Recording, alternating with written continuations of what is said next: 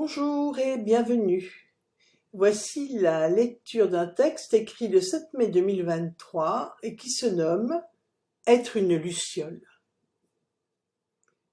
Chacun peut éclairer de sa lumière intérieure, comme une luciole au plus profond de la nuit, sa part d'univers, si petite soit-elle. Chacun peut décider d'être un parmi tant d'autres, et c'est là opportunité d'humilité. À prendre soin de la fragile lueur d'éveil qui ne demande qu'à grandir. Pour reprendre un terme cher aux astronomes et autres chercheurs sidéraux, la Terre serait aussi une pouponnière d'étoiles. Nous, chacun, ensemble, entretenant ce feu sacré de l'origine, déposé au cœur de notre matière individuelle, qui attend d'être ravivée pour donner naissance à autant de flammes de vie qu'il y a d'êtres. La terre-mère est donc bien une matrice, sur laquelle nous apprenons à transmuter le plomb, qui est l'ego et son pouvoir orgueil et égoïsme, en or. Nous traversons pour les transcender les étages de nos mémoires d'exil, c'est en tout cas ainsi que cela est vécu, loin de la source qui nous a donné vie. Pourquoi, dirait celui qui souffre tant de cet éloignement, vécu comme un abandon, un rejet, une mise à distance de ce qui est le plus cher à notre cœur. En effet, tant que le sens de cette aventure lointaine n'émerge pas dans la conscience du cheminant, tant que l'évidence d'un apprentissage hors norme ne surgit pas des profondeurs de l'âme, et avant tout, tant que cette expérience n'est pas vécue comme un passage, une Pâque, où mourir et renaître sont la seule alternance possible, alors l'incompréhension fait rage et mène l'humain à une souffrance dont il ne sait sortir que par la fuite ou le combat. Les deux conséquences du déni, le plus souvent que cet état soit retourné contre lui ou les autres. Il coupe les ailes et ferme le cœur là où nous devrions traverser les tourments pour apprendre à aimer inconditionnellement, inclusivement, seule issue possible au demeurant, enflammée par un soleil qui ne cesse de briller dans nos terres intérieures. Cette autre vie est là, tout près, dans une dimension intime qui appelle à l'intériorisation, à l'introspection, à la plongée en eau trouble afin de clarifier et retrouver le chemin qui mène au soi. Point n'est besoin d'analyser en détail le parcours d'une ou plusieurs vies. Cette méthode est déjà dépassée et cette sorte d'approche aujourd'hui dans la vibration du Verseau est anachronique et aggrave l'état psychique plutôt que de le pacifier. Quoi qu'on en pense, c'est ainsi. En effet, le Verseau ouvre la voie de l'esprit descendant dans la matière.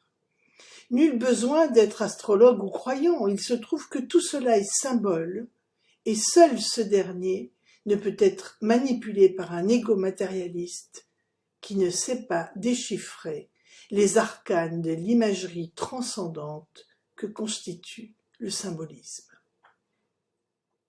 Alors, l'esprit nous honore de sa présence, et celle-ci est guérisseuse et transformatrice.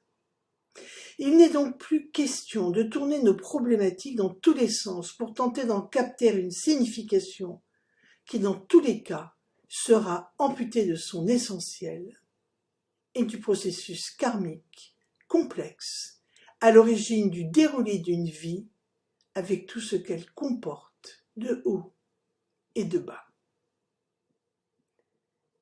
Et le karma n'est pas punitif, il est rétributif, ce qui ôte toute possibilité d'injustice. Je reçois en retour de ce que j'exprime ou j'ai exprimé, dans cette vie comme dans celle passée. Je sais que certaines rétributions sont extrêmement difficiles à accueillir, mais en revanche, comprendre que toutes les expérimentations, quelles qu'elles soient, n'ont de sens que dans la manière dont nous les traversons, offre d'ouvrir une porte sur un espace de réconciliation où l'esprit peut œuvrer à réparer, pas seulement psychiquement, mais dans tous les plans de la matière. Ce serait en quelque sorte une analogie simple avec la notion de terre et d'eau. Une terre desséchée ne produit pas, ou peu, ou plus. Mais dès que l'eau la visite, alors comme par magie la vie s'exprime, exubérante et prolifique, créatrice de beauté et de diversité. Il en va de même de la matière et de l'esprit. La matière souffrante se meurt, tandis qu'elle revit, s'en oublie et se spiritualise dès lors qu'elle accueille cette lumière qui la transforme en terreau fertile parce que libérée des affres du passé, desquels il est nécessaire d'apprendre à les transcender. C'est-à-dire, ni déni des faits, ni interprétation, mais poursuite du chemin en faisant un sacré tremplin de ce passé qui, de ralentisseur, devient propulseur. C'est ainsi que l'éveil a lieu, le regard tourné vers un futur qui nous magnifie et vers lequel on se dirige d'autant plus que c'est sur cette route pavée d'enthousiasme que doucement la lumière de guérison fait son œuvre et nous allège de tout ce dont nous n'avons plus besoin. Tout est à notre disposition pour que nous franchissions ce mur du soi. Tout nous est présenté de manière évidente afin que nous quittions les ornières de nos impuissances et foulions le chemin des aînés. Ils ouvrent la voie, bénis soient-ils. Alors, suivons ces pas, ils indiquent le chemin.